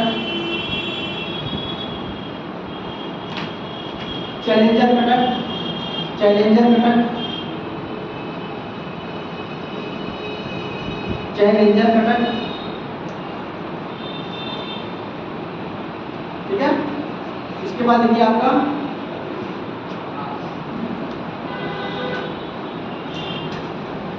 Wyville Thomson कटक, विविल थॉम्सन, विविल थॉम्सन कटक, विविल थॉम्सन कटक,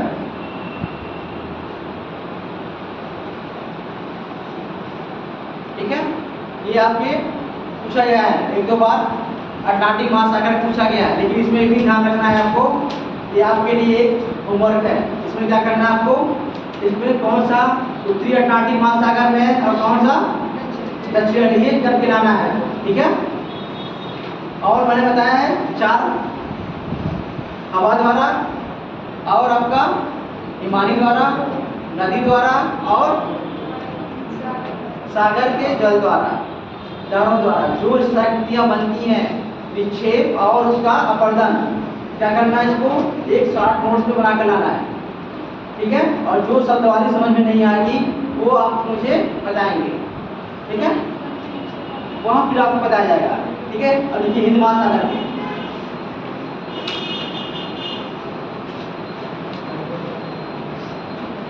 हिंद महासागर की trench,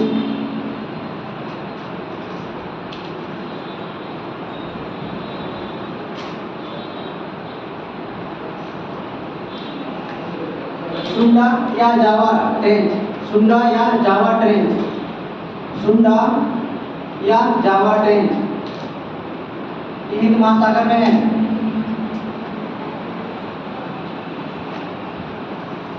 Mauritius Trench, Mauritius trench,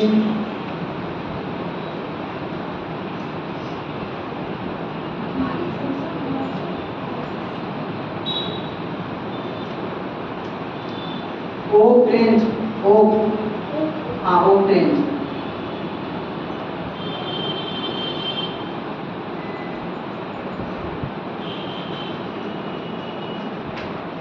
Diamantina Trench, Diamantina Trench,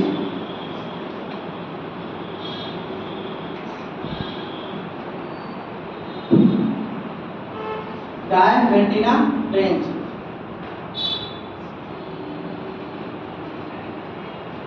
अब ये कटक, हिंद महासागर के कटक,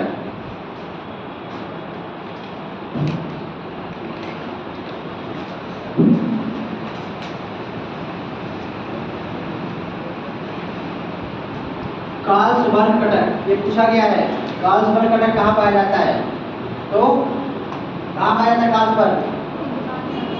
हिंद महासागर में। अगर पूछ दे अरब या बंगाल की खाड़ी में कहाँ फंस जाएंगे आप लोग? अगर पूछ दे बंगाल या अरब में, किसमें? और भी डीप चला जाए तो अरब सागर में, ध्यान रखना, ठीक है। इसमें है कार्लसबर्ग, कार्लसबर्ग कटक इसमें है, अरब सागर में है।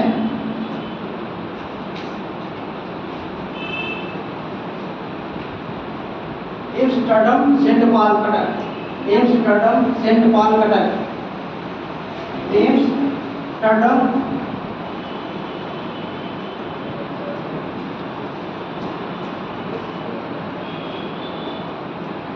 सेंट पॉल कटक, एम्स्टर्डम सेंट पॉल कटक,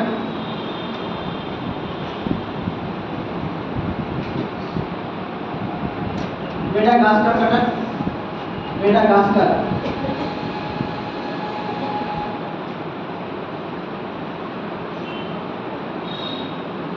ठीक है। ये आपके तीनों महासागर के क्या हैं? कटक है, ट्रेंच है, इनके एक बार जरूर देखिएगा, जो मैंने नोट्स बनाया है इसमें भी और बुक से, ठीक है। बुक में भी और छोटी छोटी चीजें हैं, उनको भी देखना है आपको। कोको आइलैंड कहाँ पर है, किस महासागर में?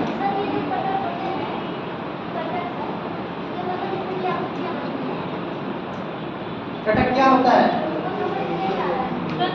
कटक जब एक पिछड़ जो किनारा होता है, किसी चीज का किनारा जो होता है वो क्या होता है, इसमें एक ढाल होता है, वो क्या होते हैं?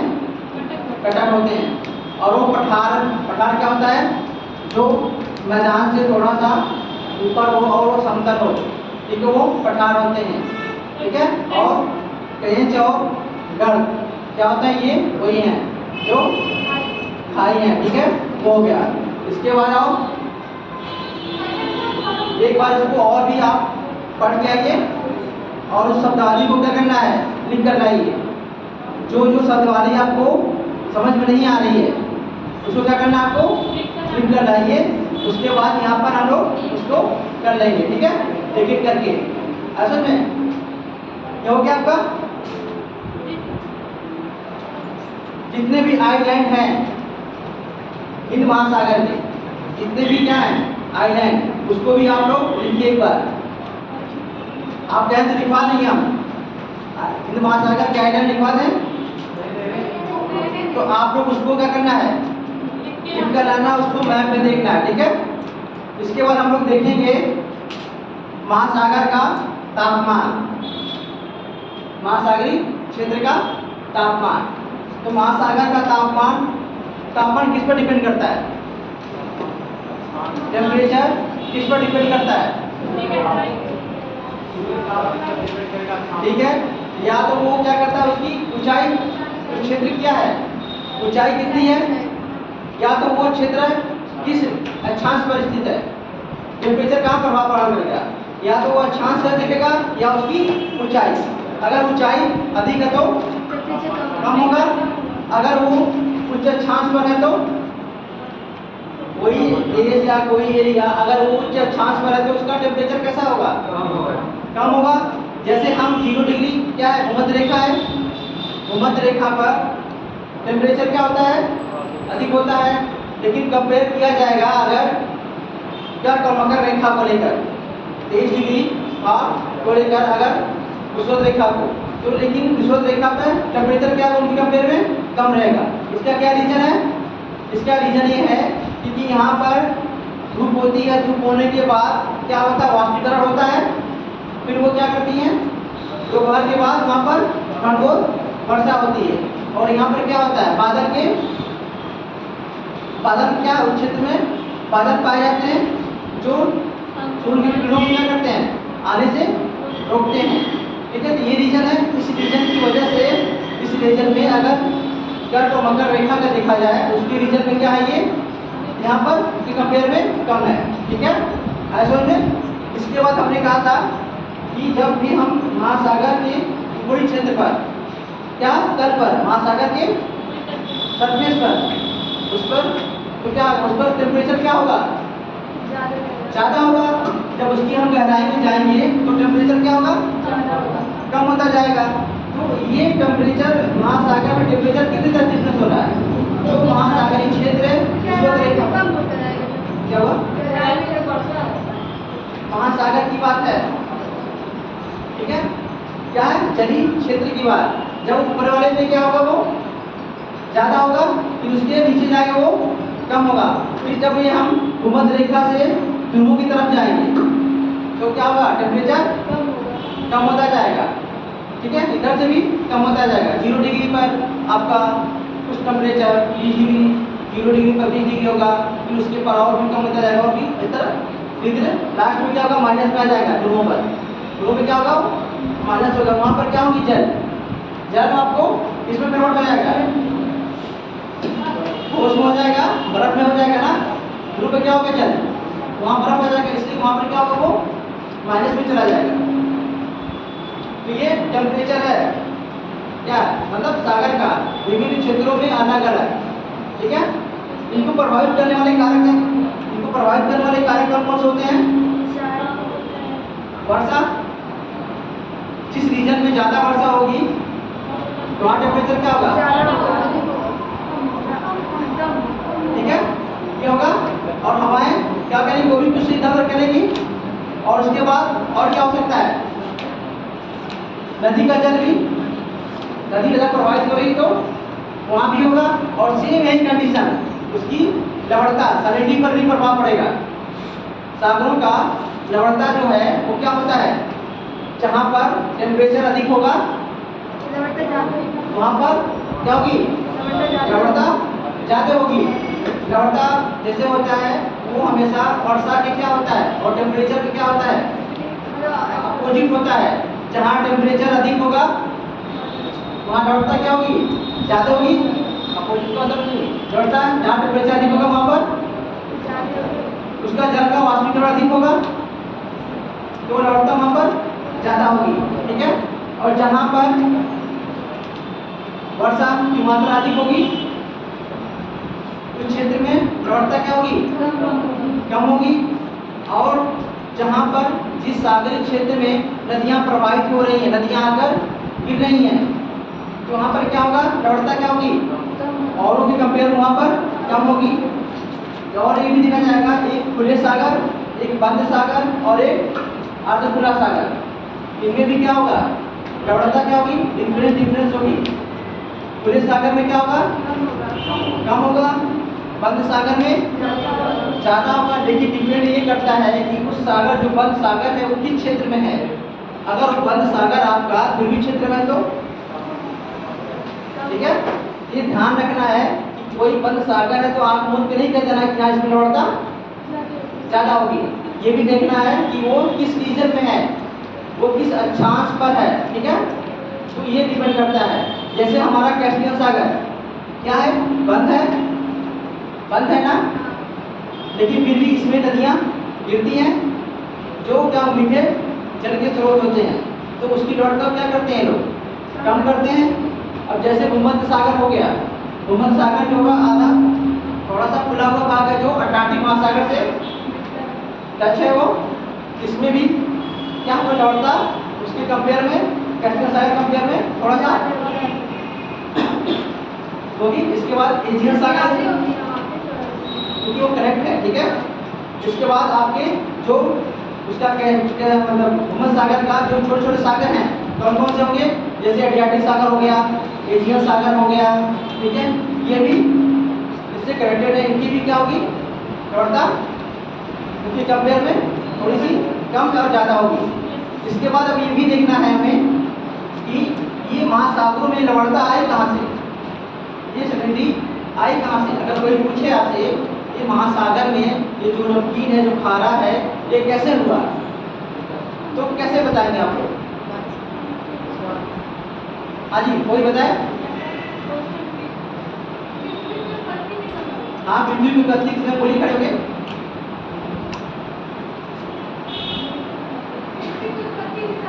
हाँ हाँ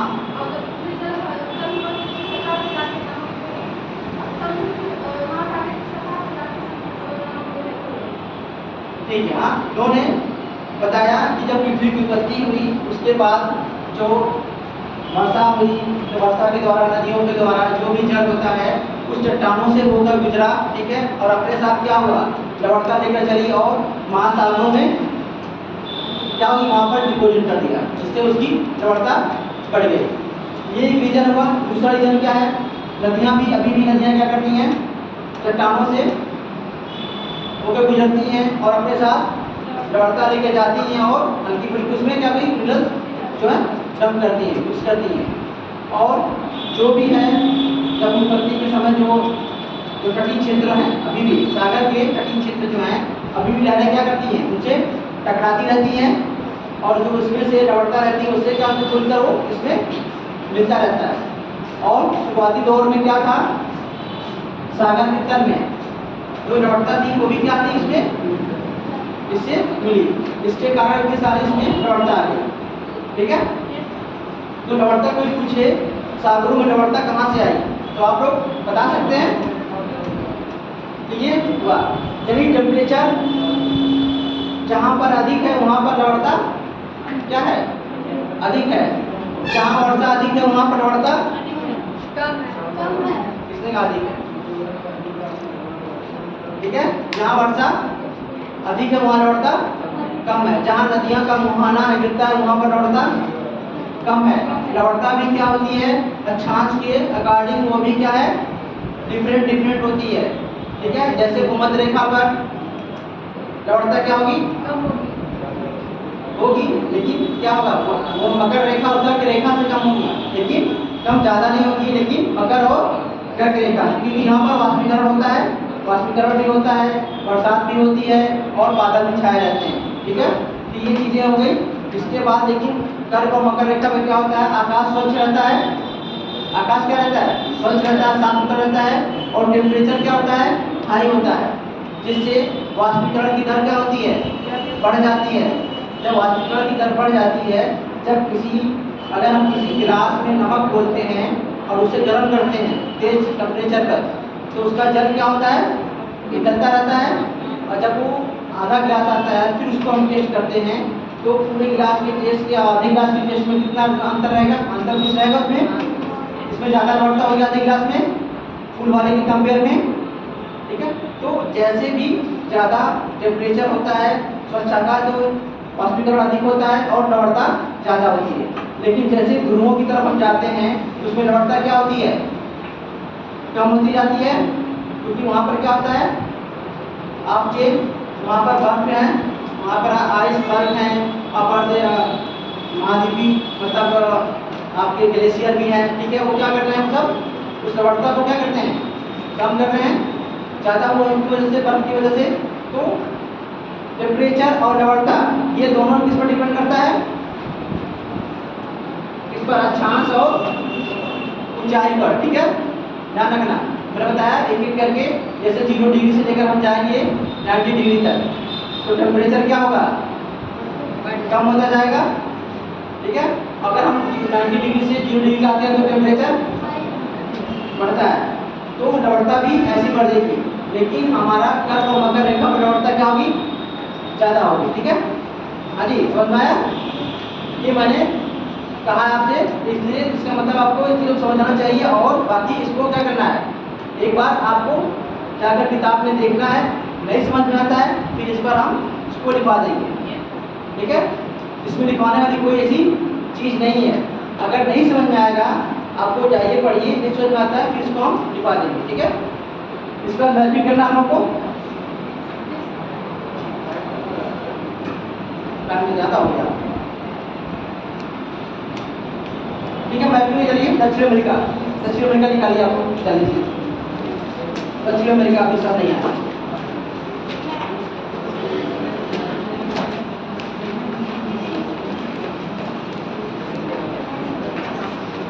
दक्षिण अमेरिका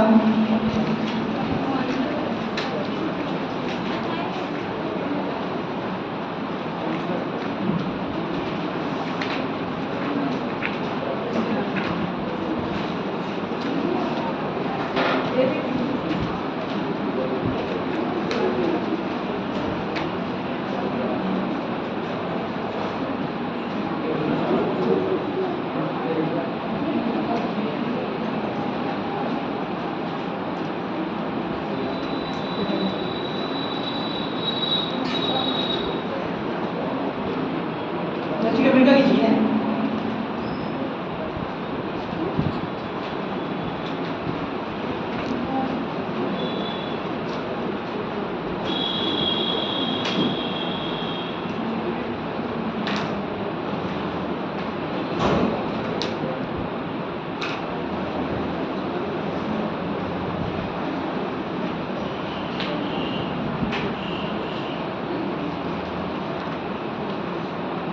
ठीक है, पहला माराकाबो झील दक्षिण अमेरिका की झील है, माराकाबो झील।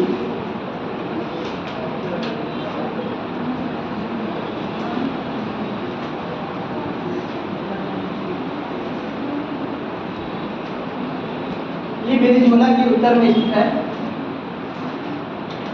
ये वेनेजुएला के उत्तर में स्थित है।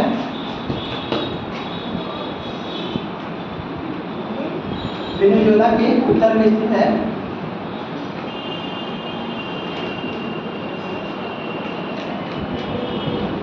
ये एक प्रमुख तेल उत्पादक क्षेत्र है।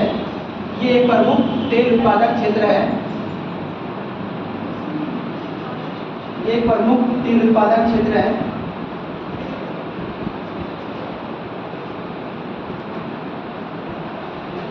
ये दक्षिण अमेरिका की सबसे बड़ी झील है।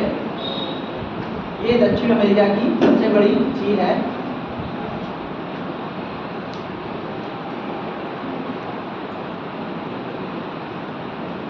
अगला टीटीकाका झील।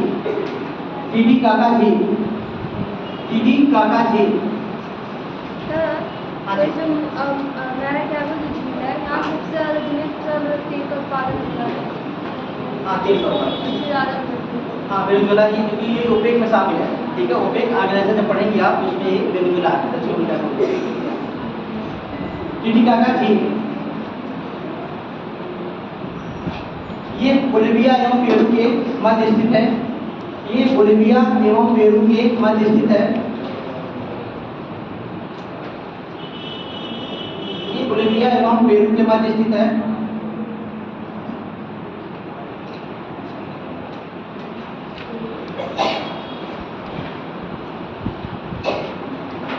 ये विश्व का सबसे ऊंचा नौगम्य झील है।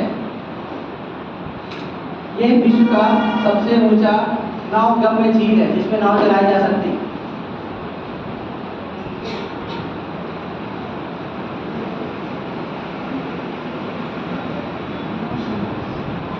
अगला पोपो झील। पोपो झील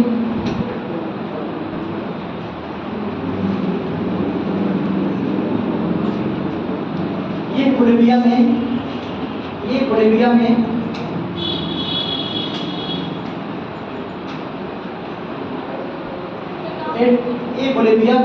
एंडीज पर्वत के मध्य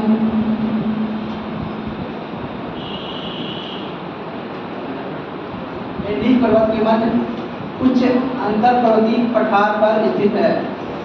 उच्च अंतर पर्वतीय पठार पर स्थित है। उच्च अंतर पर्वतीय पठार पर स्थित है।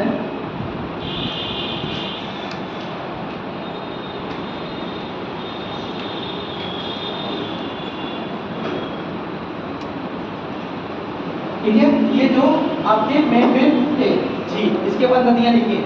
दक्षिण भारत दक्षिण अमेरिका की नदियां। दक्षिण अमेरिका की नदियां।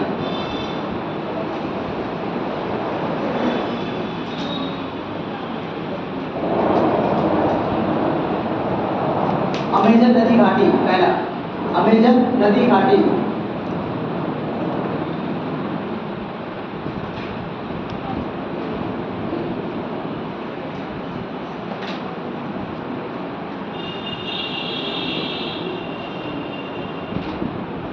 ये एंडीज पर्वत, ये पेरू में एंडीज पर्वत से निकलती है। ये पेरू में एंडीज पर्वत से निकलती है।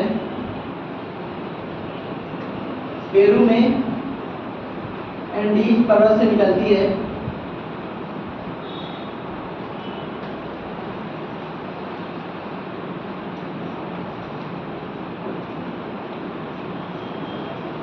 और ब्राजील से होते हुए अटलांटिक महासागर में गिरती है। ब्राजील से होते हुए अटलांटिक महासागर में गिरती है।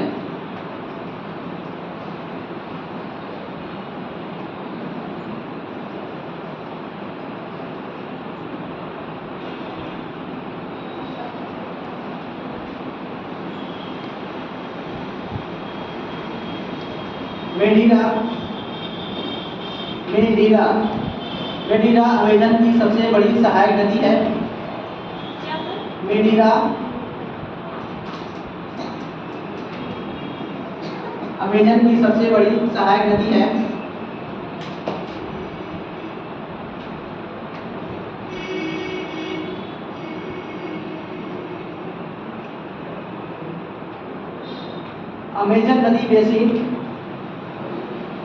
अमेजन नदी बेसिन विषुवतरेखीय वनों से आच्छादित है। अमेजन नदी बेसिन विषुवतरेखीय वनों से आच्छादित है।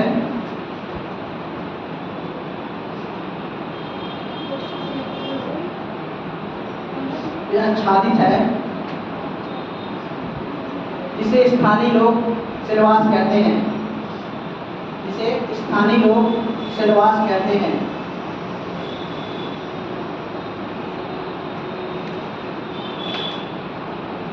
इस नदी बेसिन में सर्वप्रथम रबर की खोज की गई थी। इस नदी बेसिन में सर्वप्रथम रबर की खोज की गई थी।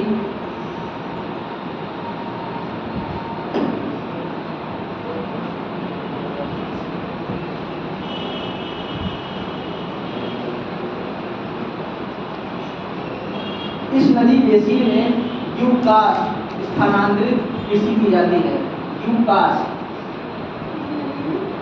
इस नदी बेसिन में यूकास स्थानांतरित कृषि की जाती है।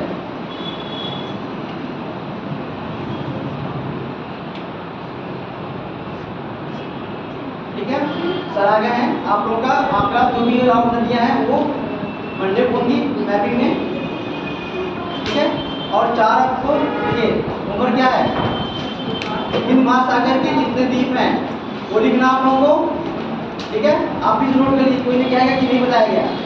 हिंद महासागर के जितने द्वीप हैं हिंद महासागर में, उसको लिख कर लाना आप लोगों को, उन द्वीपों के नाम।